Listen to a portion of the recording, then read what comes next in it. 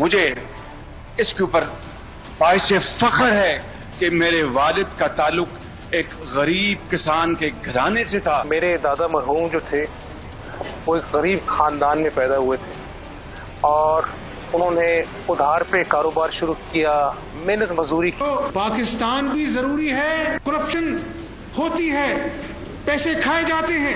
On record ہوں, میں کبھی زندگی میں اس کو نہیں ملا. منظور احمد کو جانتے ہیں آپ؟ میں زندگی میں نہیں ملا, نہ مجھے پتا ہے ایک شخص کون ہے. سلیمان شہباز کا کوئی چیک بھی آپ نے کیش کروایا تھا؟ یہ جو قاسم صاحب ہے نا, انہوں نے ہمیں بھیجا تو وہاں سے چیک مجھے نہیں ملا.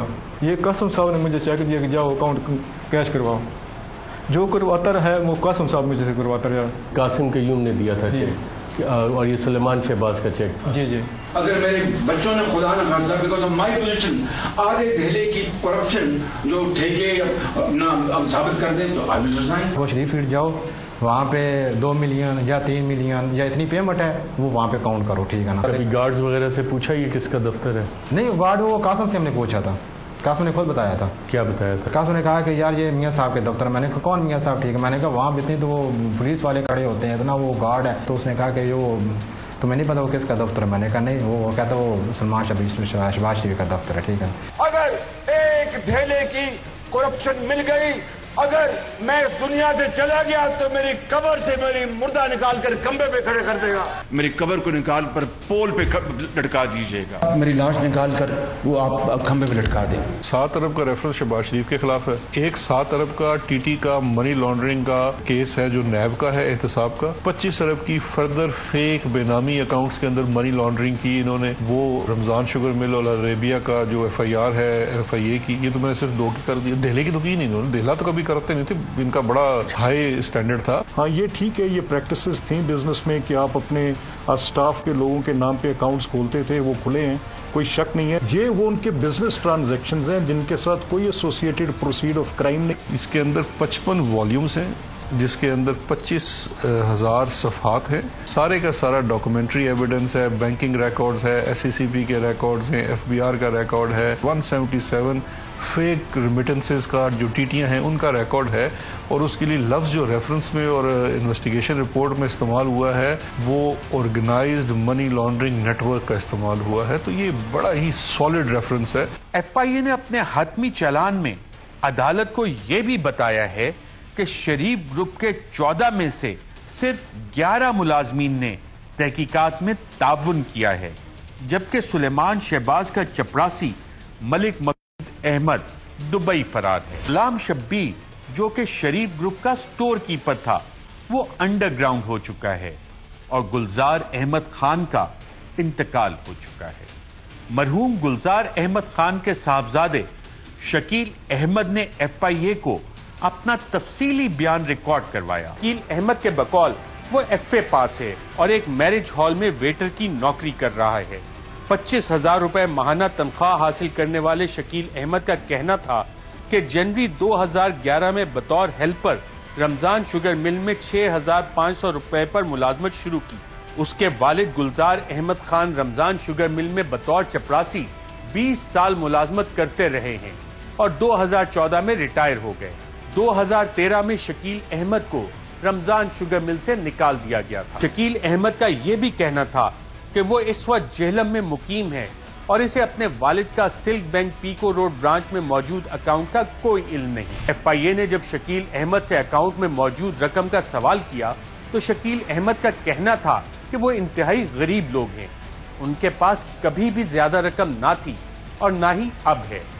شکیل احمد کا یہ بھی کہنا تھا کہ وہ آج بھی کرائے کے مکان میں رہائش پذیر ہے اور ان کی کوئی پراپرٹی نہیں. ایف آئی اے کی جانب سے جب گلزار احمد کے بینک اکاؤنٹ سے ان کی وفات کے بعد 25 مارچ 2015 کو 40,48,000 کی رقم کی ٹرانزیکشن کو دیکھا گیا تو اس کا کہنا تھا کہ کروڑوں کی ٹرانزیکشنز والا یہ اکاؤنٹ اس کے والد کا ہے ہی نہیں اور نہ ہی ان کے پاس اتنی رقم تھی.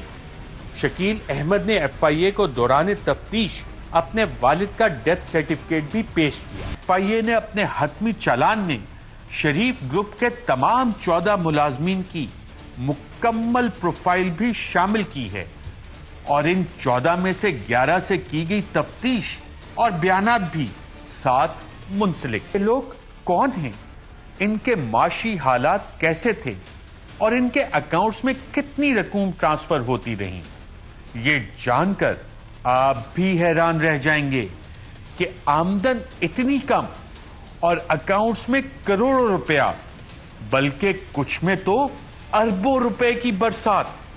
हतमी चालान के मुताबिक शरीफ ग्रुप के हेड ऑफिस में चपरासी के तौर पर काम करने वाले मलिक मकसूद अहमद के अकाउंट में फरवरी 2018 तक कुल 771 मिलियन रुपए की ट्रांजैक्शंस की गई। इसके अलावा मलिक मकसूद अहमद के नाम से मजीद अकाउंट भी थे, जिनमें एक मकसूद एंड को नामी कारोबार था। इस अकाउंट में 360 मिलियन की ट्रांजैक्शन सिर्फ एक साल यानी जनवरी 2017 से जनवरी 2018 तक की गई। इसी तरह एक और निजी बैंक में भी मकसूद एंड को के नाम से एक और अकाउंट में 318 मिलियन, एक और कारोबारी अकाउंट में जनरल ऑर्डर सप्लायर बनकर 4 मिलियन और चीनी का डीलर बनकर एक जाती अकाउंट में 1054 मिलियन रुपए की ट्रांजैक्शंस की गई। इसके अलावा दो और अकाउंट्स में 30 मिलियन और 741 मिलियन की ट्रांजैक्शंस सामने आई। यानी एफआईए के मुताबिक शरीफ ग्रुप के हेड ऑफिस 55 के मॉडल टाउन के चपरासी के कुल 7 बैंक अकाउंट्स थे, जिनमें कुल मिलाकर 2966 मिलियन यानी तकरीबन 3 अरब रुपए की ट्रांजैक्शंस की गई। और फिर मलिक मकसूद साहब ने जिंदगी में पहली मर्तबा पासपोर्ट बनवाया और मुत्तहिदा अरब इमारात फरार हो गए। एफआईए के मुताबिक कुल मिलाकर 3 अरब से जायद की रकूम की ट्रांजैक्शंस इस मलिक मकसूद अहमद के मुख्तलिफ अकाउंट से की गई और कागजात के मुताबिक यह सुलेमान शहबाज का चपरासी है, खरबपति ताकतवर अशराफिया का अरबपति चपरासी, जो कम से कम 2 साल से दुनिया के महंगे तरीन मुल्क में मफरूर है। इसी तरह का एक और मुलाजिम भी है जिसका नाम मोहम्मद असलम है। रिकॉर्ड और दस्तावेजात के मुताबिक मोहम्मद असलम रमजान शुगर मिल्स के फाइनेंस डिपार्टमेंट में कैशियर की नौकरी करता है और उनकी तनख्वाह 38,000 रुपया माहाना है। एफआईए के पास मौजूद दस्तावेजात के मुताबिक मोहम्मद असलम ने चिन्योट में गन्ने के सप्लायर की हैसियत से अकाउंट खोला हुआ था, जिसमें 1218 मिलियन रुपए की ट्रांजैक्शंस हुई। इस तरह एक और बैंक यूबीएल की शोरकोट ब्रांच में भी गन्ने के सप्लायर की हैसियत से खुले अकाउंट्स में 563 मिलियन की ट्रांजैक्शंस हुई, यानी कुल मिलाकर 1.78 अरब रुपए की ट्रांजैक्शंस। मोहम्मद असलम के नाम पर जो 2 बेनामी अकाउंट खोले गए थे वो साल 2011 से 2017 तक चलाए गए। यूबीएल के अकाउंट ओपनिंग फॉर्म में दिया गया मोबाइल नंबर भी मोहम्मद असलम का अपना नहीं, बल्कि शरीफ ग्रुप के एक और मुलाजिम मुजम्मिल रजा का निकला, जिसको के अकाउंट ओपनिंग फॉर्म में नेक्स्ट ऑफ किन बनाया गया। दौरान तहकीकात मोहम्मद असलम ने एफआईए को बताया कि उसने शरीफ ग्रुप में 2004 में मुलाजमत शुरू की थी। दौरान तफ्तीश उसने ये भी बताया कि ये 2 अकाउंट्स की चेकबुक्स वगैरह पर दस्तखत उसने किए थे, मगर वो गन्ने का सप्लायर नहीं और ना ही हाजी असलम एंड सन्स नामी कंपनी उसकी है। मोहम्मद असलम ने एफआईए को यह बयान भी दिया कि वो शोरकोट में अपने 10 बहन भाइयों के हमरा 10 मरले के मकान में रहता है। इन 14 अफराद की लिस्ट में तीसरा नाम अजहर अब्बास का है। अजहर अब्बास के नाम पे अजहर सन्स शुगर डीलर के एक अकाउंट में 480 मिलियन, जबकि रमजान शुगर मिल्स के चीनी के ब्रोकर की हैसियत से एक दूसरे अकाउंट में 1157 मिलियन रुपए की ट्रांजैक्शन की गई। کل ملا کر اظہر عباس کے اکاؤنٹ سے 1.67 ارب روپے کی ٹرانزیکشنز ہوئی، جبکہ اظہر عباس در حقیقت رمضان شوگر ملز میں کلرک کی حیثیت سے صرف 9,000 روپیہ ماہانہ تنخواہ حاصل کر رہا تھا۔ اظہر عباس نے بھی دوران تفتیش چونکا دینے والے انکشافات کیے۔ مزیدار بات یہ ہے کہ اظہر عباس کے اکاؤنٹ اوپننگ فارم میں نیکسٹ آف کن میں بھی مزمل رضا کا نام درج ہے۔ رمضان شوگر ملز کے سٹور کیپر غلام شبر کے نام سے 2 اکاؤنٹس کھولے گئے، جس کو شبر ٹریڈرز کا نام دیا گیا۔ ان 2 اکاؤنٹس میں 1.5 ارب روپے کی ٹرانزیکشنز کی گئیں۔ غلام شبر ان تحقیقات کے شروع ہوتے ہی منظر عام سے غائب ہو گیا اور FIA ابھی تک ان کو پکڑنے میں ناکام ہے۔ 21,500 روپے ماہانہ کمانے والے خضر حیات کے نام پر بھی ایک اکاؤنٹ کھولا گیا، جو کہ حیات ٹریڈرز نامی کمپنی کا ظاہر کیا گیا۔ اس ایک اکاؤنٹ میں 1.42 ارب روپے کی ٹرانزیکشنز کی گئیں۔ اس کے اکاؤنٹ میں بھی نیکسٹ آف کن میں مزمل رضا، جبکہ موبائل نمبر زاہد علی چودھری جو کہ رمضان شوگر ملز میں DG ہے اس کا دیا گیا تھا۔ خضر حیات کے مطابق اس کو ان اکاؤنٹس کا علم تھا، مگر اس کو یہ بتایا گیا تھا کہ میاں صاحبان کو ان اکاؤنٹس کی ضرورت ہے، اس لیے کھلوائے گئے ہیں۔ اس نے اس بات سے بھی انکار کیا کہ وہ کوئی شوگر ڈیلر ہے اور اس کی حیات ٹریڈرز نامی کمپنی ہے۔ 14 ملازمین میں شاید سب سے دلچسپ ہے گلزار احمد خان کے اکاؤنٹ کی کہانی۔